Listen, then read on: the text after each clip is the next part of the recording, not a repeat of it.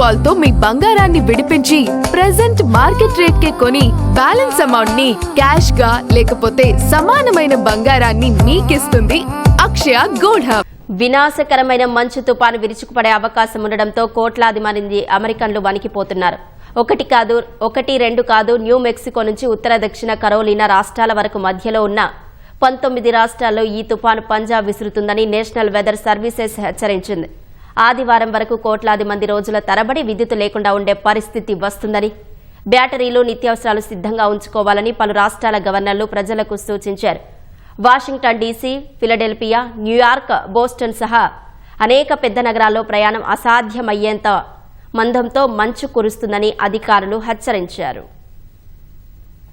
New Mexico నుంచి తూర్పు వైపున నార్త్ కరోలినా, సౌత్ కరోలినా వరకు సంభవించే వినాశకరమైన మంచు తుపాన్ను ఎదుర్కొనేందుకు కోట్లాది అమెరికన్లు సిద్దమవుతున్నారు. తుపాను మార్గంలోని Texas, New Mexico, Oklahoma, Kansas, Missouri, Alabama, North, South Carolina రాష్ట్రాలు, జార్జియా, కెంటకీ, ఇండియానా, వర్జీనియా ఇలా 19 రాష్ట్రాల్లో మంచు తుపాను తీవ్రంగా ప్రభావం చూపనుందని నేషనల్ వెదర్ సర్వీసెస్ తెలిపింది. లక్షల చెట్లు కూలిపోతాయని హెచ్చరించింది. Washington DC, Philadelphia, New York, Boston సహా అనేక పెద్ద నగరాల్లో ప్రయాణం అసాధ్యమయ్యేంత మంచు కురుస్తుందని పేర్కొంది. అడుగు లేదా అంతకంటే ఎక్కువ మందంతో మంచుమేటలు వేస్తాయని తెలిపింది. అనేక ప్రాంతాల్లో మంచుమేటలను కరిగించేందుకు రహదారులపైన ఉప్పుతో పాటు వందలాది వాహనాలను సిద్ధం చేశారు. అమెరికా వ్యాప్తంగా 15 కోట్ల మంది ప్రజలపై మంచు తుపాను ప్రభావం పడనుంది. Dallas, Fort Worth, Atlanta, Memphis, Tennessee, Charlotte, North Carolina ఇలా తూర్పు తీరం విమానాశ్రయాలన్నీ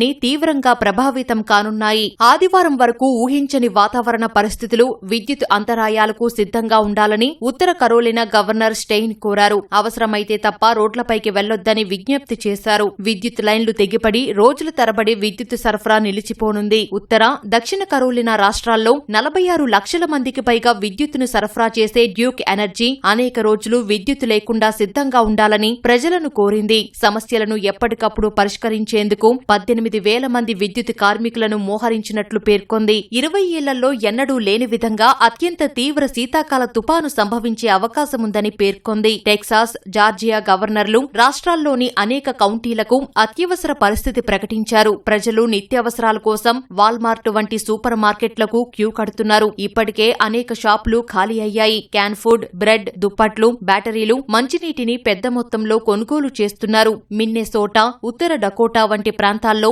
ఉష్ణోగ్రత -50 డిగ్రీల ఫారెన్హీట్ కు పడిపోతుందని అధికారులు తెలిపారు.